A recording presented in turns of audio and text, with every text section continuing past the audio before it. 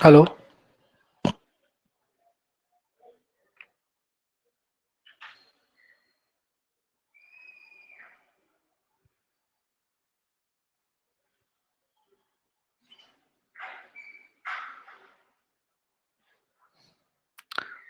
You switch on your camera. Hello. Oh, so sorry, guys. You're here already. Okay, cool, cool, cool, cool. Hello, guys. Can you see Dravid? Hello, everyone. We won. So sorry. Can you guys see Dravid? Dravid? Hello, You- hello My God. everyone. Am I visible? Sorry.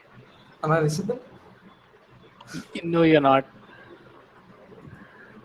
Hello, Elvin. Hello, Ritik. Hello, Chirag. Hello, Vignesh. What's up, guys? Are we live on YouTube? Oh, I think we are. He's trying to join again. So, guys, we are going to talk about something very close to my heart. We are going to talk about gaming and UI UX together. Yes, Dravid, it's really interesting. do you want me to give you a real introduction, or are we hiding it for now? Still in the process. So. Okay, okay, okay.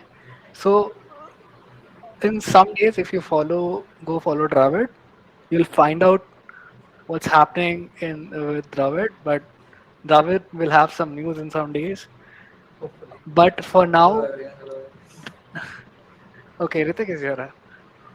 So, in a till then, Dravid is a game developer, a Unity developer at his current position, and is a great guy and a huge gamer. Like I cannot claim to be as good as him in gaming or making games or thinking about games or talking about games.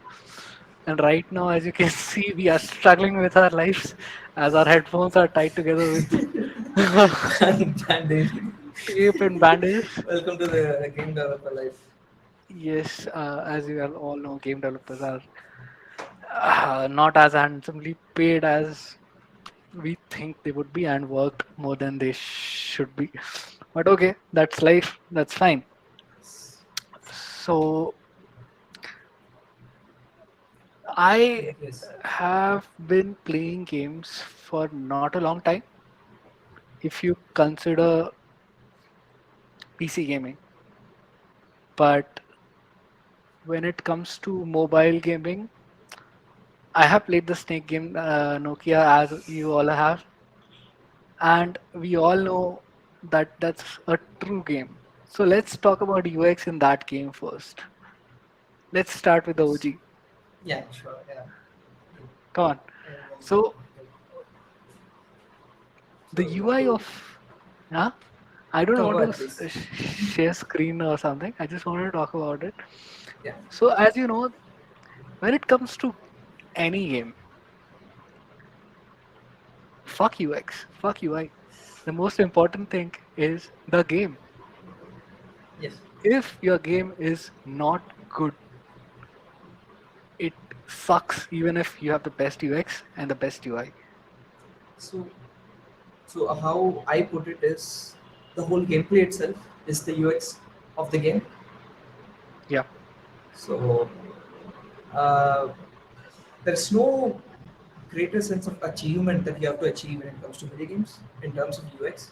Like there's obvious efficiency is not a factor at all. I mean, to some extent, because what will be the most efficient UX in a video game? Like one button to kill everyone and everything, which will make it the most boring game in the world. So obviously, we don't go for efficiency. So like you mentioned, so the entirety of the gameplay itself is the UX from start to end, and it's mostly word of mouth, I guess. Like how to say, you can only experience the UX of a game when someone is already using your product. So I, I so that's what I believe. Like in the end, like know, how to say, But huh. do you think UI is an addition to games, or do you think UI is a interruption to video games? Okay, so it depends. So Yeah. obviously there is, uh, it's a multi-sensory experience. Video games, you're using everything. Um, yeah, so obviously not touch, but anyhow. So UI is necessary, but too much UI will obviously increase the cognitive load of a person. Hmm. So in terms of UI and UX, everything comes in when it comes to games. Sound, the whatever is on your screen, whatever is visible, and Okay. UI can be interruption in some cases, Mm. where all those mobile ads and games, with all of those pop-ups and whatnot, it makes it very annoying. But obviously, it becomes a necessity if you want the game to be running when it is free. You need people to invest money in it and whatnot. So, Yeah. like, at times it works out. People start buying no free or premium content just so that they don't have to watch that screen every now and then, forcing users to buy it. Do Uh, you yeah, do you have a let's say a favorite or an example of one of your favorite games in terms of UI? UI wise, um, Let's say Dead it's a Space, great Dead Space. Dead Space, but It's I'm saying it should be a good game and should have good UI, yeah. or not just UI. So to give give what kind of, it's a survival horror Hmm. shooter, third-person shooter. Yeah. Uh, Obviously on space, the name, that's it. So why I like Dead Space's UI is, I'm not getting a visual right. So yeah, so usually UI can be put into two terms. One is Hmm. gauges and one is reviews. So Okay. gauges is something like whatever is invisible, your health, your stamina, score, whatever it may be. It's a number, and you either need a bar or a counter to show it. And preview is something like a trajectory, or let's say this hotkey does this, your loadout and whatnot. Yeah. So what Dead Space does is, traditionally video games, what they do is they have like one meter on your screen to show your health. Hmm. So Sam, the guy whom you play as in Dead Space, has this suit which tells his health condition on his backbone, which shows his remaining health.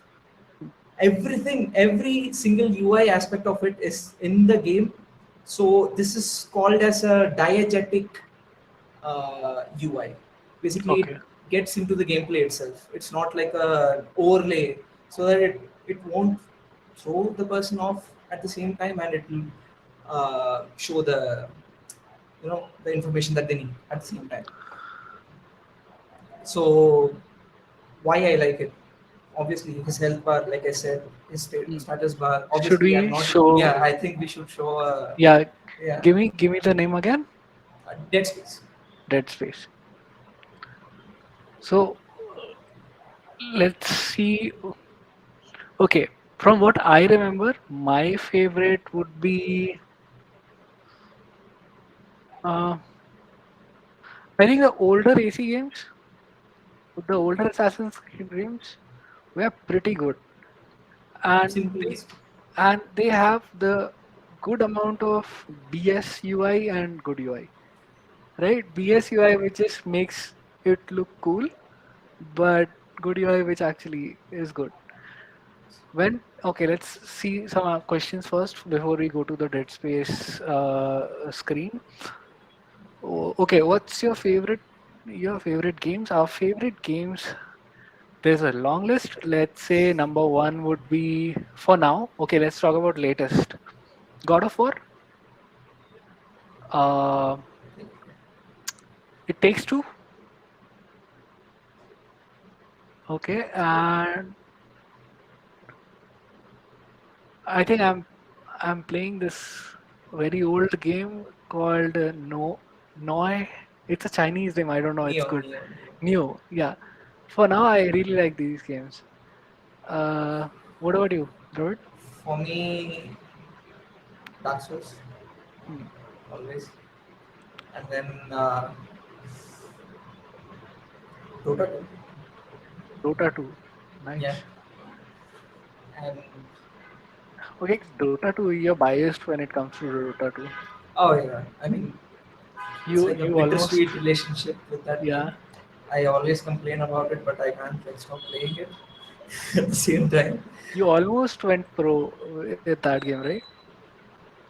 You can say that. I mean, Okay. I love how he is so passionate about games.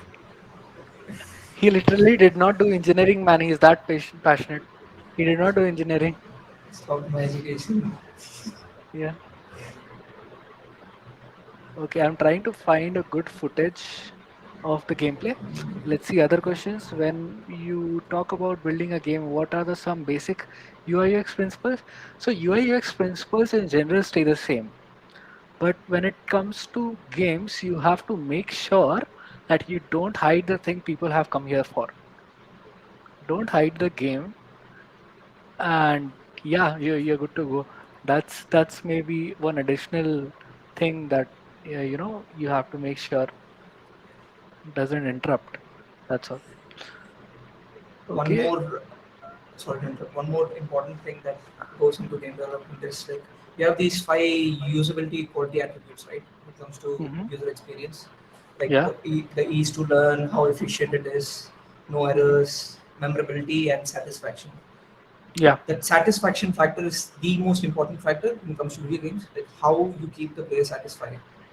It could be your feedback with sound, like very simple one, Mario, anything, Sonic, that ting every single time you pick something up. That Yeah. helps the player. It helps with player retention a lot. It's called responsiveness. Yeah. And these days, applications have started, like learning that from video games as well. Yeah. Like even the indie home that Google is doing to increase their use, Mm. start people start using their platform so that they can get some rewards and whatnot.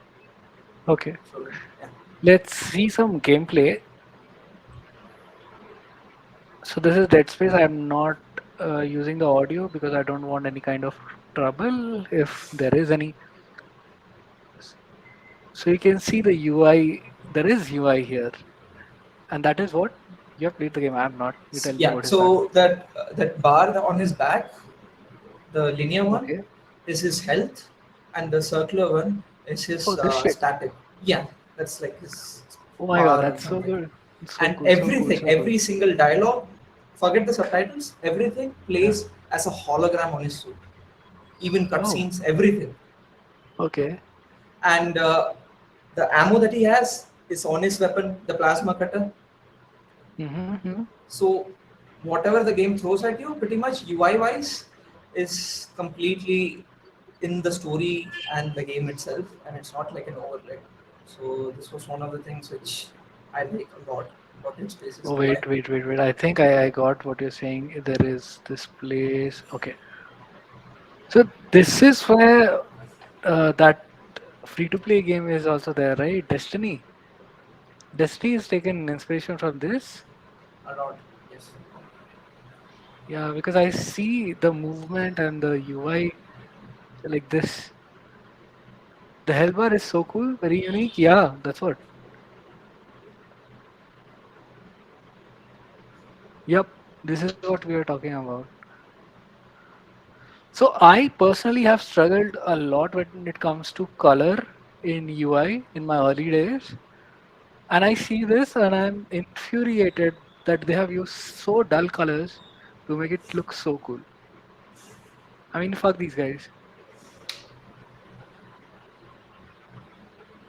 And the proper use of icons.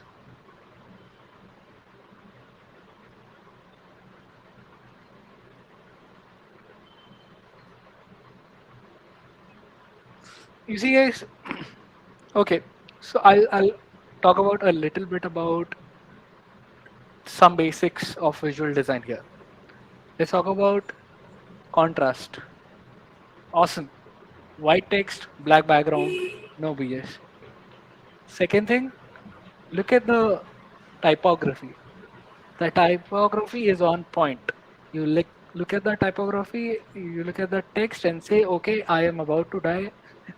Something sharp is going to hit me very soon. And it's kind of crude. It's not perfect, but it's there. You can read it, but it's crude. It has the same feeling as the environment, and everything. All the elements are sharp, so that it doesn't make you comfortable. It wants to make you uncomfortable because we round.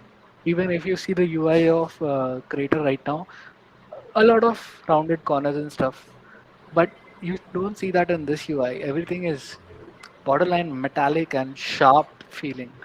It is to give you that feeling of discomfort, and but without making the UI actually bad.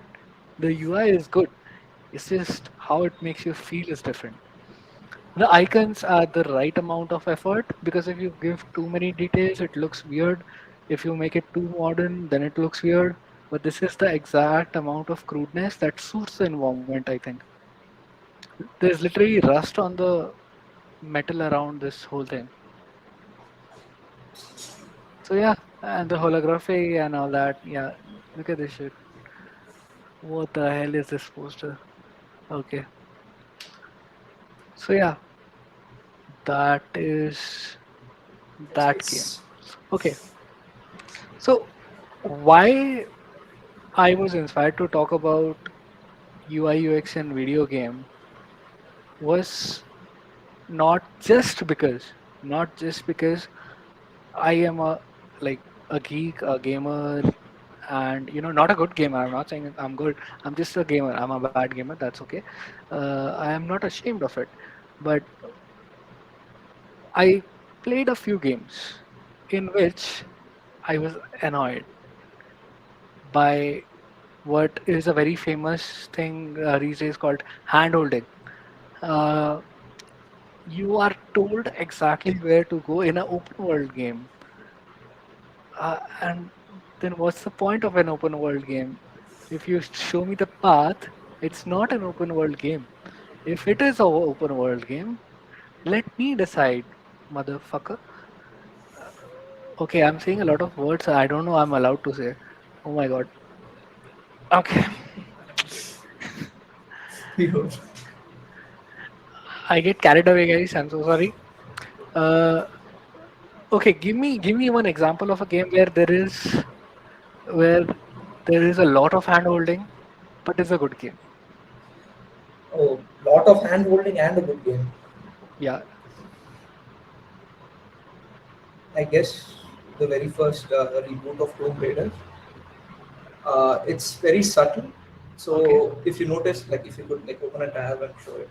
So wherever you're supposed to climb or interact with, Hmm. that part is coated with white paint so that the player knows that they Hmm. are supposed to climb there. This is a And very common practice, right? yeah, it's very common in video games Yeah. at least. And obviously, like with lights and whatnot, they do in some games to know where to go. Hmm. Uh, I guess the Assassin's Creed series, to some extent, Yeah. uh, So where initially at least it'll literally tell you how to walk and whatnot. So that is tutorial. That is, I mean, you yeah, can't complain about having a tutorial. um, yeah. I mean, So let's go to a sweet spot. Let's talk about a game which did not have that much of handholding, but also had the right amount of handholding. that For me, that would be okay. First, you tell, you're the expert here. yeah. So that would be Breath of the Wild, Zelda. If anyone has played it, That's a so like very what's say console niche. game, right? Yeah, it's very niche. Okay, It's just exists on niche. one console. Yeah, Uh, or Elden Ring, if someone has played. yeah, Okay. that's a very So recent game. yeah, Yeah. yeah. So why I like those open world games, like you said, like Mm, please don't tell me where to go kind of a deal. So how the game starts is you start from a cave in both of the games. mm, The Elden Ring has ripped off from Breath of the Wild. Both of the mm. games just start from a cave, and the whole world opens up for you immediately. Yeah. Obviously, you tend to go. So there is a boss or a main mini boss. kind of a character in both of the games, right in your mm, viewpoint the moment you come out of the game. mm, So obviously, as a player, you tend to go to that point of interest, but mm, then you get destroyed, and then you immediately know that that's not the right path. mm. So again, out of that one particular, I mean, you're just not allowed to go to that one particular path, but the rest of the whole world is open for you. So it becomes like this tree or graph of, a network of pathways that you can still go explore and then come back to, If and if rinse and repeat. Yeah, go ahead. if you're bad enough, you can break the game that much that you'll have to restart the game because if you hit the wrong guy or the wrong amount of times. Yeah, that's there in Elden. Yeah. Pretty much any Dark Souls game. You can piss Uh, off the NPCs. for me, that would be Witcher. This example for the same thing is Witcher because you see, when I am in the world, when I'm playing, it doesn't give me a marker on the screen. The marker is on the map, which if I choose to look at it, I can look at it and traverse. But it doesn't tell me where I'm going or give me a path unless I'm racing. Like it has a racing game. I mean, that's weird. True. But in that case, other than that, if you can learn where it is, you remember the whole map and then you go there by yourself. A lot of people would have done this in PUBG Mobile or PUBG PC. You don't even need to have a marker to go to Pochinki. Everybody knows the whole way. They know it as if it's their way home.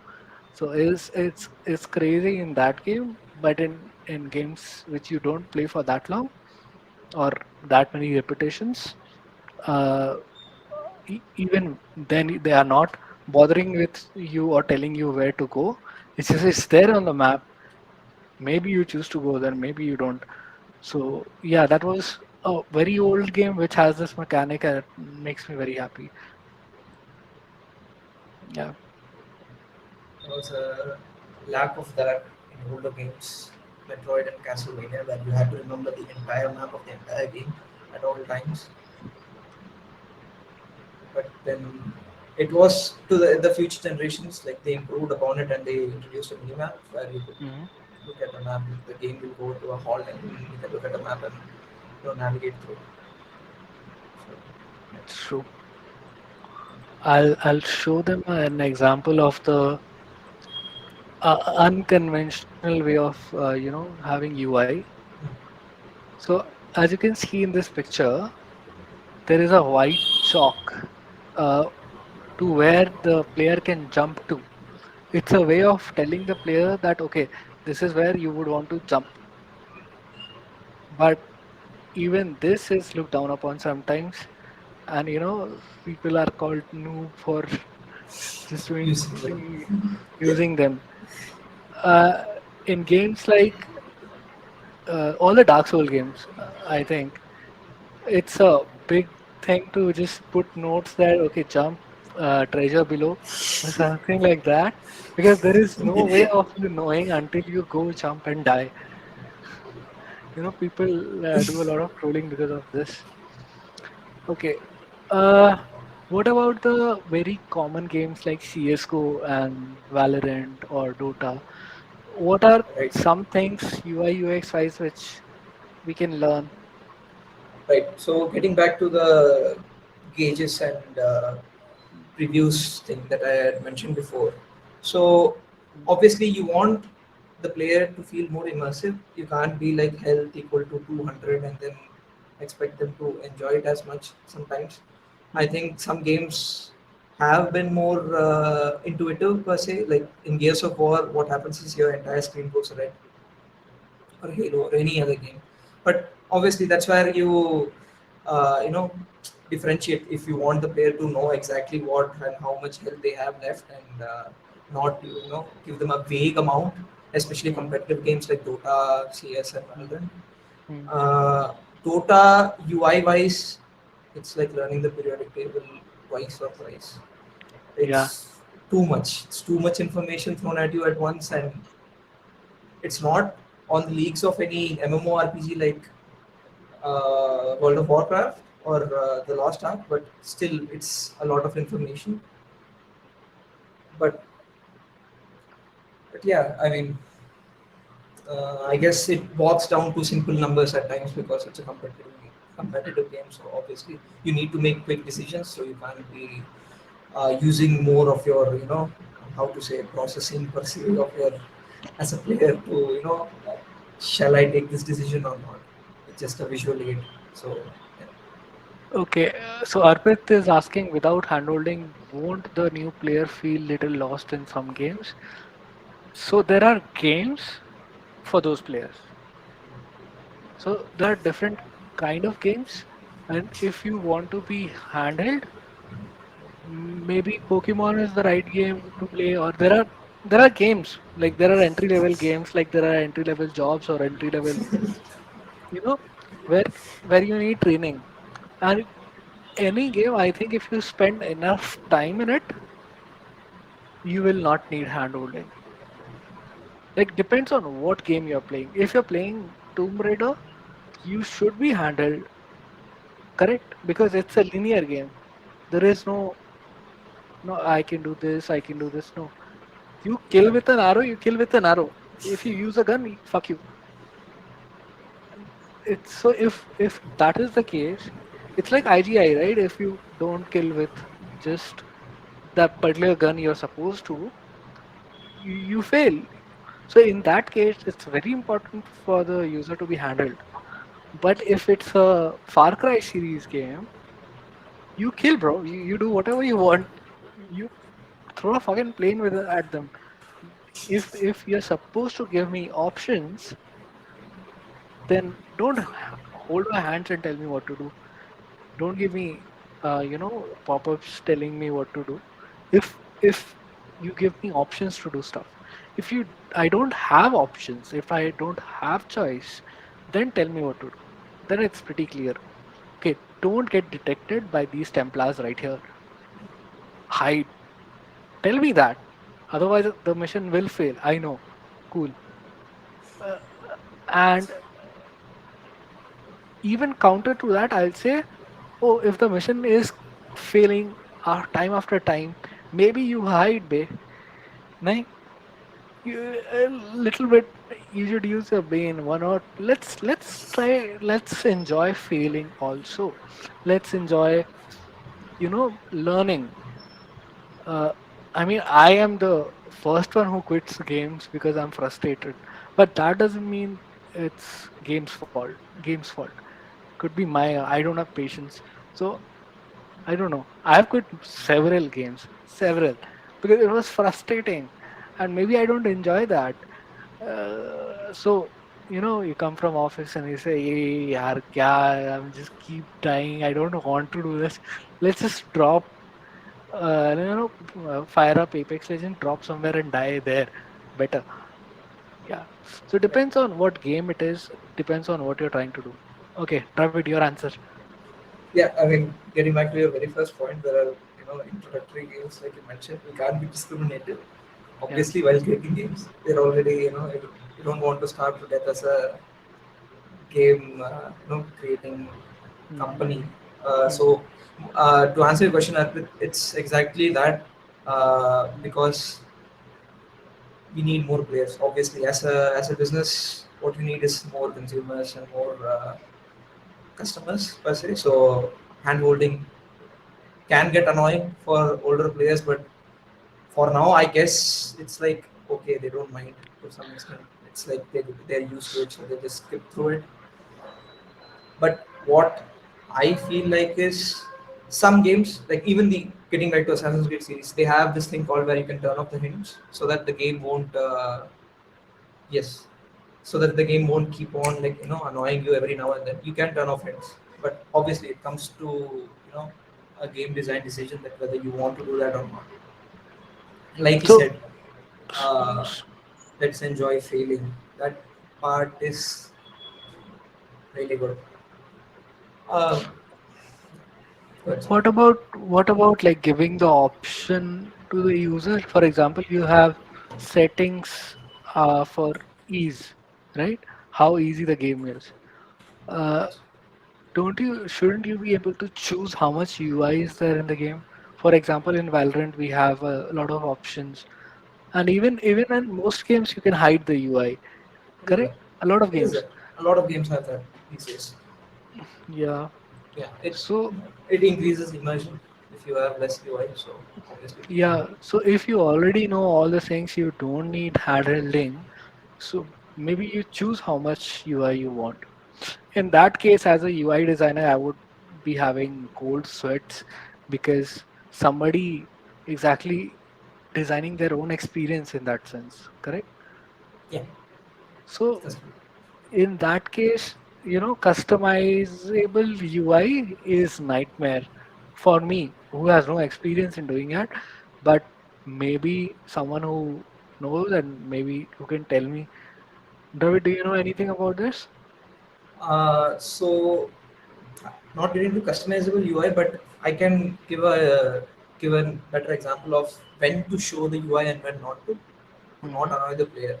A good example will be, I guess, Ghost of Tsushima, where Hmm. the health bar obviously is a health bar, stamina bar, and all of your equipment will not be visible unless your sword is out. So Okay. what this does is obviously you don't need to look at your health unless you're in combat, right? Okay. So I felt like it had already increased immersion to some extent. I don't want to look at an overlay 24/7 telling me I have this much health left when that part or that aspect of the gameplay or that information, to be more particular, is completely unnecessary when I'm just like looking at a scenery or something like that in game. All right. Uh, Hmm. to get to hand holding per se, like you need to get that golden balance obviously. And getting back to your question of customizable UI, sometimes Yeah. UI cannot be, it is very hard. I i Hmm. really appreciate who can pull off a customizable UI, because sometimes UI, all the elements should be visible for it to make sense. You can't like remove chunks out Hmm. of it and expect it to be good. But Okay. I guess it comes down to a lot of research and So, so I mean, this one thing which is not usually used in normal applications or websites, but is a very important part of UX in gaming, which is sound design. mm, Correct? yes. So, as I don't have any experience in that, but I think you would be the right person to talk about sound design in games and how maybe, I mean, that this is the second part of my question, that how maybe one can use that in apps or websites. So yes, like I mentioned before, applications have started using sound a lot. Like Google Pay, again, every single time you do a transaction, that is Hmm. like very primitive. Like I said, Mario Yeah. or Sonic, where you keep getting your like sound feedback every single time you score a point, every single time you're jumping on a what is called jump or something, I forgot. And every single time you're scoring a point, pretty much. Yes. That's a positive feedback. Obviously, there are negative feedbacks as well. So sound feedback, and in some cases, music increases empathy for the character himself, like cutscenes. Hmm. Hmm. Just setting the background, you're walking through a forest. Sometimes you want silence, sometimes you want music, depending upon what emotion you want the player to feel. Yep. Uh, so yeah, that will be a major thing. And getting into competitive games, per se, obviously, like there is something called as the range to which you can hear and whatnot. It's a lot Mm. of calculations and stuff and gameplay aspects to it. But it if you want to look at really good sound design, where I will direct you is horror games and stealth games. You know there you can't expect a horror game to tell and flash on your screen and tell you that, oh no, you're being chased, you're being detected. Mm. So that part is majorly done with sound, like a shriek or a metal clang or something like that. So All yeah. right. Is this Paul from work? Yes, It I is believe. nice. Is your Hello, YouTube stream Paul. up? My friends are asking. No, man, I don't think it's up. There's some Okay, issue. fine. I'll have to delete that. I just got unsubscribed by someone. I'm very sad. It's a technical error, I think. Right. I tried to get it working, but there'll be VOD here. I'll try to download this VOD and upload. So give him a Okay. message or send a link to this stream. Yeah, I will. Uh, okay, let's see if there are any questions in the chat. When you start with game design, do you start with storyboarding? Any suggestion? Okay, let me guess. When you start with game design, you Right. start with not storyboarding, but who are you making the game for? Is that true? It is true for mobile games. Okay. Uh, so obviously, I can't speak for really big games. I haven't personally worked on games which reaches a lot, a huge Yeah. audience per se. But Yeah. uh, to answer your question, Abhi, I'll start with my own personal experience of a game jam. So basically, to give context, what a game jam is, you have a theme, a one-word Mm-hmm. theme, and you have 48 hours to create that game, create a game out of that theme. Mm-hmm. Uh, so yeah, so how we went about was our theme was 1 second. That was our Mm-hmm. theme. So obviously, uh, game. So the gameplay, story, context, and Mm-hmm. yeah, I mean these three things were the major aspects of our brainstorming session when Mm-hmm. it came to designing the game. So obviously you have to maintain that 1 second theme, and then we needed some context out of it. So the game that we ended up creating was called Prison Break. The reason we went with Prison Break was because one of our designers really loved Prison Break movies, so we just thought, okay, fine, we will somehow incorporate 1 second into that Prison Break aspect of it, so that he even enjoys it. We all, at Connect with times, it. sorry, Connect with it. yeah, just connect with it. So for Yeah. us, there was no ultimate goal. We didn't feel like we trade with the best thing or something like that. We just wanted maintain the 1 second theme. Okay, let's try getting it into a Prison Break experience. So what we ended up with was the entire room will be dark, and there's a trip.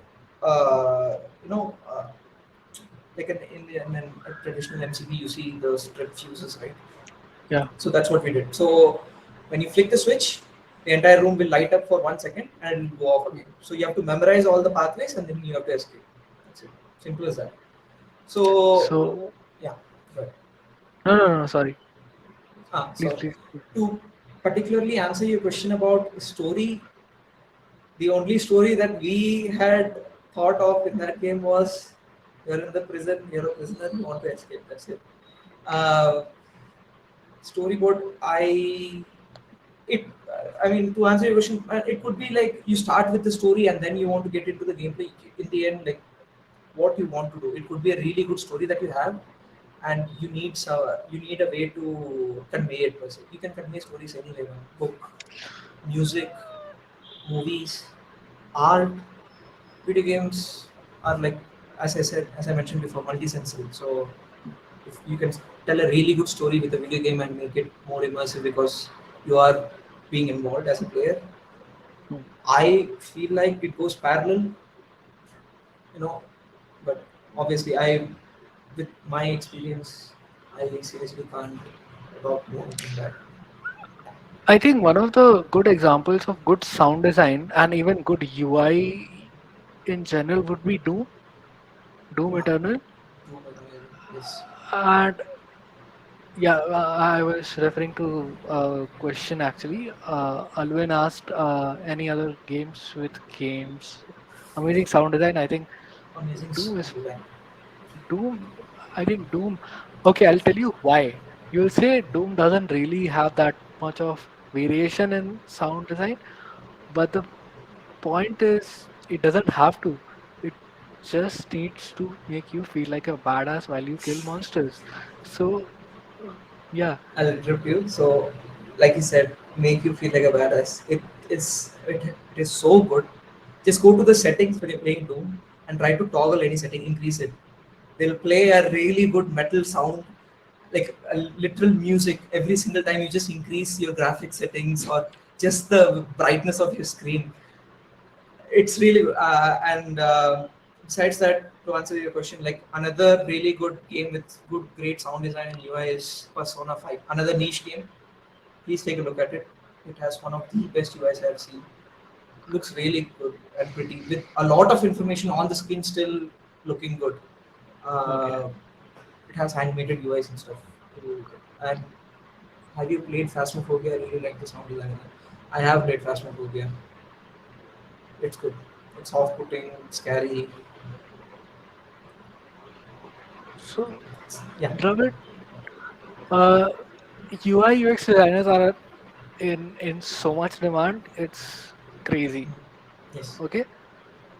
Do you think there is any need, or there will be a spike in UI UX in game industry, or do you think you have enough, or you were ahead of the curve when it comes to UX and UI, so you already have enough?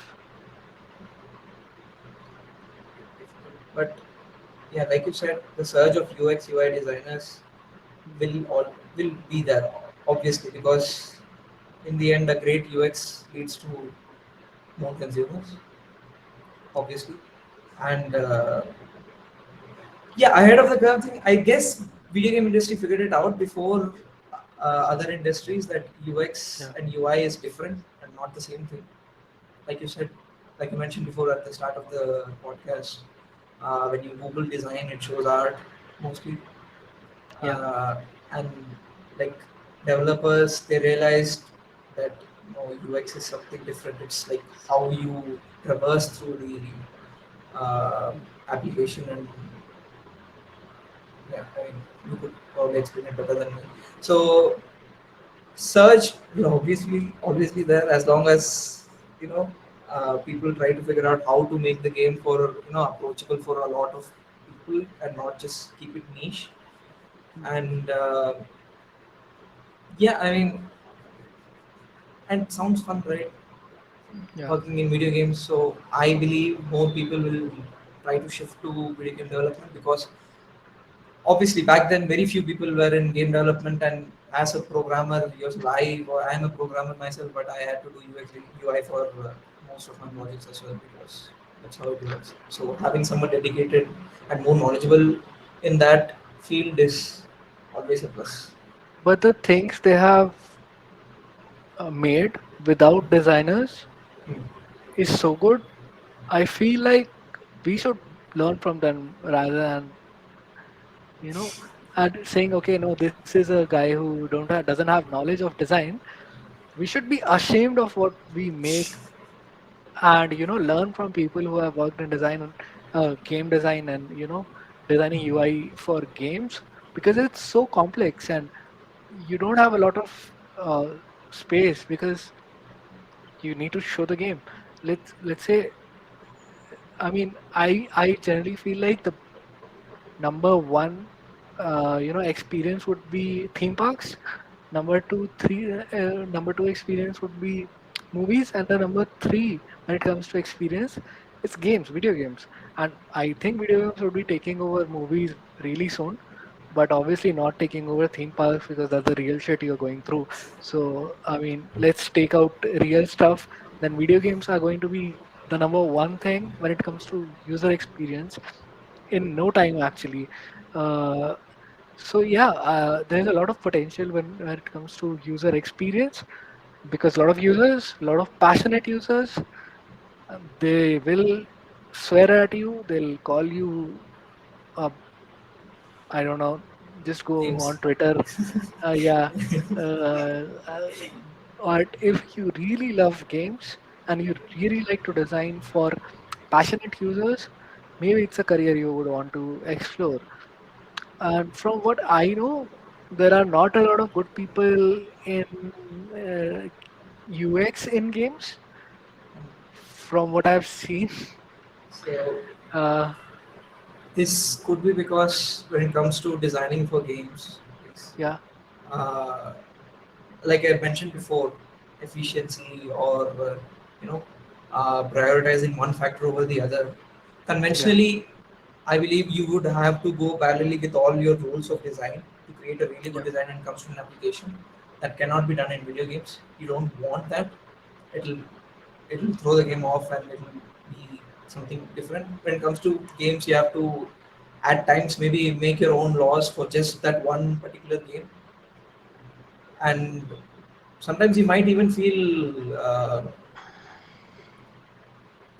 constrained a bit that Yeah. no, FPS only should need this. These are the design principles for a first-person shooter games. You're not supposed to do anything different. But at times you can even be exploratory. That's what I like about video games in general. Like Yeah. Also there is change of context because the physics in game work different from real world, and people are used to very different things when it comes to games. So the UX also actually would change with every game because the physics works differently, and the universe in universe lore is different.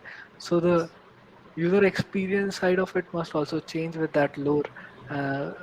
You cannot have a techno themed UI in, let's say, a period game, or you're the number more the number of like restrictions, the more the amount of innovation there is.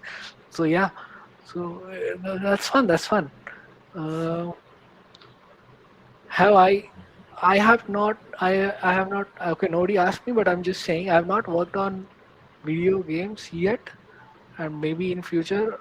I don't think I'm trying to work on new project right now. I'm trying to focus on what I have in hand. But I worked on simulators a little bit for some time in where I used to work, and real world shit, which I think we should skip. And yeah, so the closest you can come to designing something awesome is in video games. I feel so.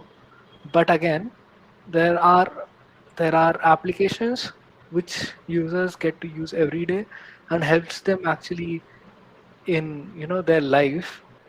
They are the number one thing. This video game is a source of entertainment, and entertainment is an optional thing. And maybe they don't help user as much. So maybe UX designers are not really attracted to video games for now because you know priorities. We need to solve real world problems first, and then maybe come to video games. And maybe if we paid get enough, some people might want to go there, you know because video game industry is famous for not paying enough and working a lot, same as anime industry. How does one become a game designer? A very good question. You don't do engineering, that's how you do it. uh, yeah, I mean, if you are already an engineer, let's see what we can do. Dravid, come on. so, yeah. To answer your question, Ritik, play games. That's the most simplest thing where you can start. Play everything that you find, anything and everything. See what they have done different, and try to note down similarities and whatnot. Like what structures a game, like what. So to start with, there is something called as a game loop, which is how you keep the player entertained within that time frame, six Yeah. seconds, 10 seconds, whatever it may be. Uh, because even though you are making a 10-hour game, 12-hour game, 60-hour game, whatever it may be, that 5 to 10 seconds that you have is very crucial to keep the attention of the player and make them feel very entertained or satisfied with the experience. So that is one of the important things that you need to uh, prioritize while designing a game, in my opinion at least. Um I guess designer just, as I said, keep playing games and design a few games like storyboard, write stuff, maybe get a programmer. And these days you can create games by yourself. You don't need programming knowledge as well. Yeah. Unreal Engine, Unity, they make it very easy. Make games, just start now itself. Make some random game. Recreate games that already exist and try to add features to it. You'll learn a lot. I think the key thing about game designing is being a good storyteller. So if you're a good storyteller, not, I mean, Obviously, your medium of storytelling would be game design games right now, but it's very important to be a good, you know, developer of stories. Like you should be able to create stories and create mechanics which entertain people, because a story could be very entertaining, but if the mechanic is not entertaining enough, your game will suck. How did you land your first job? Who? Me or Dravid? The two people here you will have I to guess we ask. can take turns. No, no, no. Both? Both, yeah. Okay. You go first. Okay. So it was a hunt. I was very scared. I'll be very brutally Mm. honest because the game industry in India is still developing. It has reached a really good point than it was even 4 years ago, but it was COVID as well, so I started applying for all sorts of jobs. So how I got into game industry was I freelanced for a company. What I did was I was creating games for pre-existing health and fitness apps to increase user retention. So yeah, that's how I learned my first job. And actually, I would say a very similar thing, to be honest. My first job was not designing, and I hated that job. Uh, but my first designer job was in a company called ATG, and I was a part-time intern there. And how I got that job is I applied for it when I knew I'll get rejected. I knew, I was fucking sure I'll get rejected. But I still applied, and they gave me a task, and I created something so hideous that a designer would look at it and vomit. But still, and there were people who were better than me in that whole block of people who were trying to apply for that. I have no idea why they selected me, and I still don't have idea how got selected. And I got, after working for them for around 6 months, they threw me out. They told me, Rishik, maybe you should not become a designer. Consider becoming something else. But I'm still to date for them to give me the chance of getting into the job, because I learned a lot of visual design from them, and then kicking me out when I was not doing good enough job. So I, started, waking up early, working hard enough, and learning enough to become a real designer, a better designer at least. So yeah, that's my first internship slash part-time job.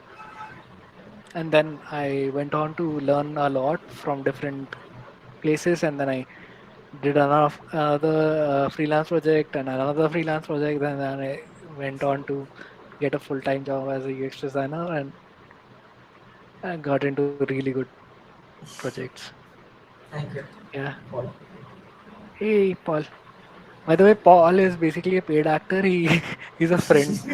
Of So course. yeah, both Ritik and Paul, they're all both paid actors. But yeah, thank you so much. Uh, so a friend of mine actually bought a bike today, and his bike broke down very nearby. So I will have to go to help them out.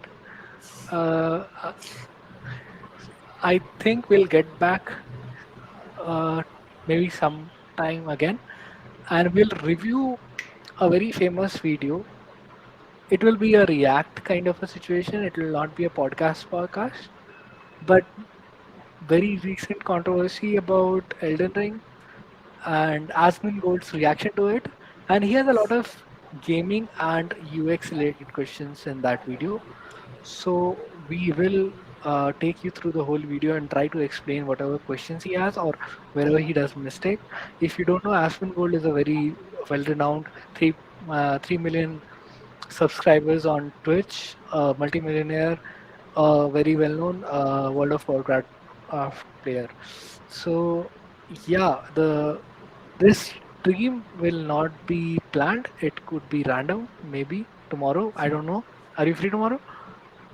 I'm not. You're not. Okay, we'll see. Nothing else. So maybe not the next stream, or maybe next stream we'll be talking about more design.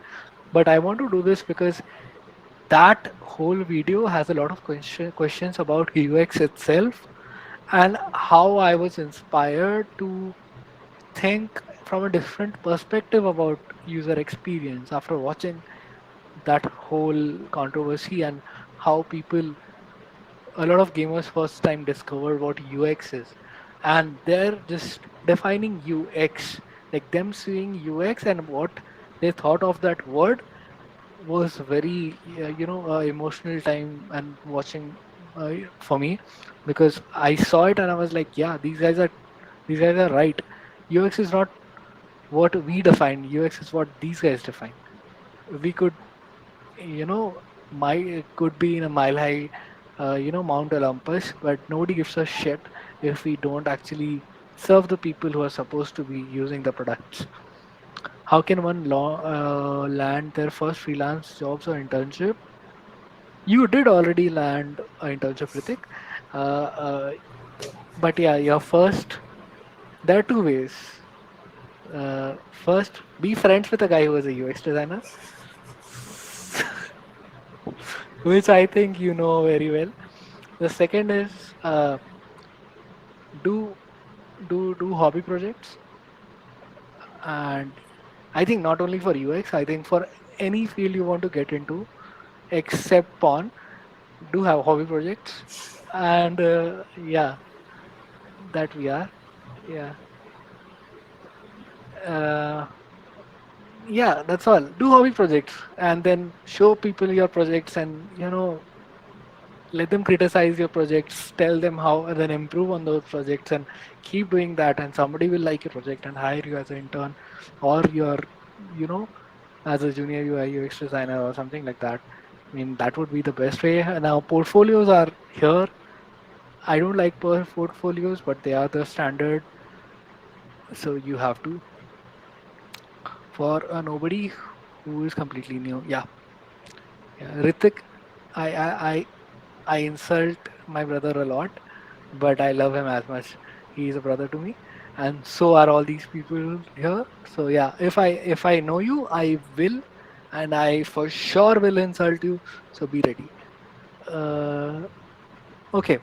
Any other questions? I don't see our usual viewers today. Okay, no problems. Shoot your question, guys. Shoot your questions.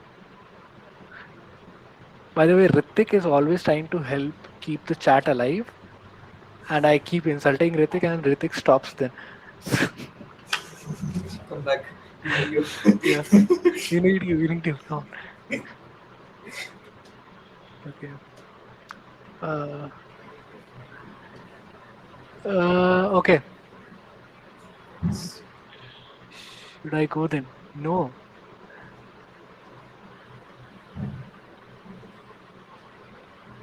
Uh, okay. I think that'll be it for today. When you do a game, do you also write a story? Oh yeah, there always a lore involved. Always. How do you start with game development? Can you share some resources on how to create my Uh, first game? Chirag, what I would recommend is start with 2D. Obviously, it's easier, and you can uh, try using visual scripting engines because, like, it won't be that off-putting because you don't have to code. But if you're really into coding, then you can go to a much complex engines like Unity or Unreal. And if you just want to get into game development with design, would prefer no code, then write it down. There's something called as construct Write it in the or chat. fusion. Yeah, Chat, fusion. chat. I will just fusion 2.5. So these are visual. These are something called as visual scripting game engines, where you basically connect nodes to create games. Even Unreal Engine 5. Ritik wanted to know what graphic card do you have? I have a 1080 Ti. You have a 1080 Ti. I thought you have 3060. Is that at home? No, no, no, 1080. Always 5 Oh, years. you have a PS, right? I do. Oh yeah, What are Unreal. required specs for a PC for a beginner game designer? Designer. Okay, chalo. Uh, Designer. PC. Uh, Depends upon what platform you're using. There is no particular tool for game designing. Like if you want to be designer come developer, then maybe get a decent PC. You know, like whatever can run a game will make a game, a decent game at least. Think So developer, can we use MacBook as a developer you for a can, game developer? you can, as long as you don't want to run the output in your Yeah, device yeah. that you're If coding you on. want, oh no, no, no, then it doesn't make sense, right? You have to run. If Then you, how will you test? How will you see if your code is working? you need Yeah, a Windows platform which is more stable at least for yeah, games yeah. and also more used. What about the basic specs? Like depends on what kind of game you're making, right? If you're making a high spec, let's say graphics game, then you need 100,000 of 36, 3080s TIs maybe. Depends on what you're making. Are you making Avatar? Uh, what are you making? But for a beginner, as you asked, I think a normal spec like my PC should work. Anything that can run a game can create a game. But Yeah, if it yeah, can run Apex Legends or Call of Duty, it can run anything. Yeah. Macs or Or PCs, like I said, if you don't want to look at the output, some people prefer Mac. I mean, it's a personal choice. If you like the uh, uh, environment of an Apple device, then go ahead. It's good for programming. Mac is good for programming. If you like it, I so don't. what we are trying to say is key if you want to see your output, which is very important for a developer, Mac would not allow it. You need a Windows device to see the output. Unless you're making the Do game do for a Mac device. So, do they have a Unity or slash Unity for yeah, MacBook? Do they have? yeah. Okay. Unity Do they is have okay Unreal? on Mac. You have Unreal? Yeah. If you Okay, can then make a yeah. game for that platform, then that platform will They support have gaming. Mac PCs now, right? It's the same thing in the end. Yeah, that's true. I mean, it's better Yeah. to have a Windows Windows Max PC. is more Have a accessible PC. and Yeah, it's PC is easier. better. Why do you want to? And gaming chair is a must. Without that, you cannot. Yeah, it was My a joke. gaming chair. Whatever you play games on is your gaming chair. Exactly. Yeah, it could be the floor also. Yeah, I generally have a friend who is also a pro Valorant player and pro Apex player who plays on a very similar chair that you have. His name This is wooden thing. yeah, the wooden thing. Seriously. What is his He's back from made of? Kerala. Oh He's god. very well built. He's from Kerala. His name is Oh, Mr. Beeps. Mr. Beeps Gaming. nice. Please And shout out, Pratik. check out I think Pratik. Pratik has How asked a hard? question. Yeah, very How hard, hard? very hard. No other mining also there is also where you find them. Okay. You're asking a So very right question and to the very right person. yeah. So what? Okay, it comes down to what part of gaming industry that you want to get into. Programming, designing. There's a lot. Game development these days involves a lot of stuff. Yeah, Designing, as in designing games, it's tough, man. Like there is no junior game designer roles that are easily available. Usually, how people start is they start off as a programmer and then they get into designing, and also game designing in particular. Very few studios hire game designers. In my job search, at least that's what I have noticed. Even if they hire a designer, they expect them to learn code as well or know programming as yeah. well. Unless you are a very big studio, I mean, not like two, three people, and you want to make games, you then I mean, you don't need an I'll experienced I'll designer. try to explain this in Yeah, general. To be honest, when a company doesn't have that much funding, they want one guy who can do everything, from leaving their child to school to cleaning toilets. S- Same thing with uh, design and development in websites. They want someone who can do UI UX and website, which is bullshit. or a backend, a full stack unicorn there. You know, so those companies can go fuck themselves. But when it comes to gaming, it's really tough. It's really tough because there are very few big publishers. So you don't really have a lot of money flowing around the ecosystem. A lot of companies have, monopolized the whole thing, to the point Microsoft is on a buying spree of a lot of gaming studios. So that is why, because the money is less, the positions are also very crunch, and there's a very high degree of success when it comes to getting game development roles, game design roles. You have to be very good, like get good. That's all. If you're good, make your own project. Then, as we said, I'm out for a passionate product as well in college right now, so no money required. Get some explore. Should I start on my own? Start developing also? I think so. I think that would Yes, be the right thing to you do. should. Sorry to Uh, interrupt you. yeah. Tell. So, yeah, Pratik, like as I mentioned before, it's very easy to make games now without code. There are plenty of resources online. Start with Unreal Engine, Fusion. Unity has its own scripting API called as plugin called as Bolt. So you don't have to learn coding per se. You just have to understand the logic, and then you can Yeah. create games. So like, uh, if you have used Figma as a designer, I don't think you guys must have, because I don't think you guys are designers. You're developers or students. So you can define state A and state B and connect those two states, and the engine that itself will create the states in between, and animate the whole thing. So you just need to define states, and your work is basically done. So that's why game designing, and designing in general has become a lot of easier. Correct, Dharat? Yes, that's the that's the approach for game engine development these days as well. They want to make it as accessible as it can be for new, obviously for aspiring developers as well as designers, so that they don't have to learn to code just to make changes or to explore new game design ideas. So Pratik, so that's where I would point you towards. Try these visual scripting engines. Unreal Engine is really And good. Yeah. about the money thing, money is proportional to the amount of time. So if you want to get it done quick, then you need money and need resources. If you have a lot of time, then money is not a big factor.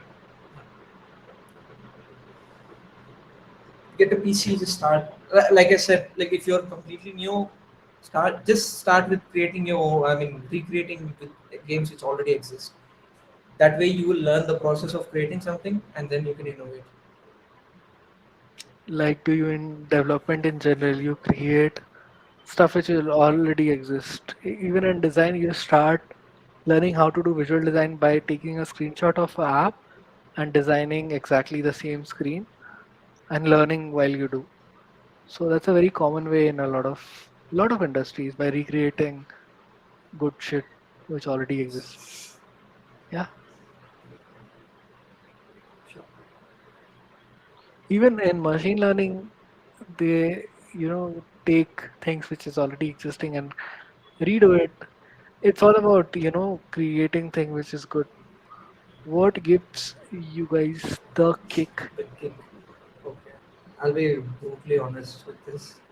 So I am passionate about video games. I am passionate about game development, obviously, but it's not something where I was like, this is what I want to do. So I explored video game development way back in maybe 2008, like when I was in third standard, maybe I don't know, because I was just curious how games work. So, like he mentioned before, I wanted to become pro in Dota. That's what my actual passion was. So I started off with trying to become a pro player. Then I tried streaming where I could earn by playing games and broadcasting it. Reached somewhere, but obviously not a stable job, Indian parents.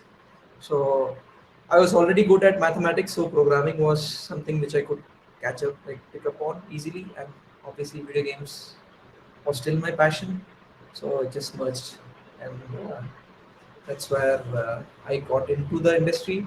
And to be very, like, to particularly answer your question, where I get the kick, just wanting to create something good and working on something which uh, doesn't make you feel like uh, what to say. Like, it I mean, you doesn't. enjoy it. Yeah, when you enjoy it, doesn't feel like a job. It still will feel like a job at times, but it's Yeah. just that how you convince yourself and what excuse you Uh, give yourself to stay motivated. I and guess. the ability to buy biryani also gives me a lot of kick. Exactly. Yeah. Putting food on table. Yeah. That's a very big factor. I mean, a lot of people will say no, no, because they already have money, but we are poor. So we will say there is a 50% of satisfaction to oneself and a 50% of ability to buy the stuff I want to buy. Or let's say even 80-20, because at some point you know, you're okay with the money you're making and everything which comes out is extra. It's okay. Like, okay, this is fine. Just give me more. I'll take it. No problem. I mean, this is the minimum. After I this, need. whatever you give, I'm happy. Okay, but after that, 80% becomes your passion. But until then, money gives you a lot of kick, and being making something which seems good to you. Like you look at it and say, yeah, chai, which is a very rare thing for anyone. Artists hate what they create. They find it hideous. Same thing with designers. I look at some half of my shit and say, hey, this is bogus. But sometimes I create some screens, so like this is perfect. Everything is perfect about the screen, and that gives you satisfaction. Do you guys too go through creative blocks? Okay, yes, obviously, guys. 1 second. Yeah. Okay, go on. So creative block and burnouts are very frequent in whatever industry that you're in. You will obviously at times you'll feel like, why am I doing this? To be more realistic, when you see even your I mean people around you when they are like, I'll take a minute. Okay. yeah, yeah, sure. When when you feel like you haven't like taken a proper decision, you feel like others are more successful per se, or enjoying the work more, they may be living their life more. Why am I like banging my head against the wall trying to survive in this industry? It's common. It's very common. It happens very frequently. But how I myself deviate from it is, I try to balance stuff out. I never do like video game development, and then whenever I feel a burnout, and then I just go and take a rest. Never do that. Never procrastinate in whatever field you may be. Try to uh, make it a frequent part of your life, obviously, but try not to make it the only thing in your life. Read books, listen to music, play video games, go out. That way, when you have that space between your, whatever you're making or whatever you're working on, it will automatically, sometimes you feel like, oh, this was very easy. Why was I stuck on it? I Also, was just stuck puzzle. creative block is also a lack of inspiration. So that's also there. Keep a healthy flow of inspiration or a source of inspiration. Could be a website, could be a friend of yours who does better than you, whatever it is. Just have a good source of inspiration and copy it blatantly, no problems.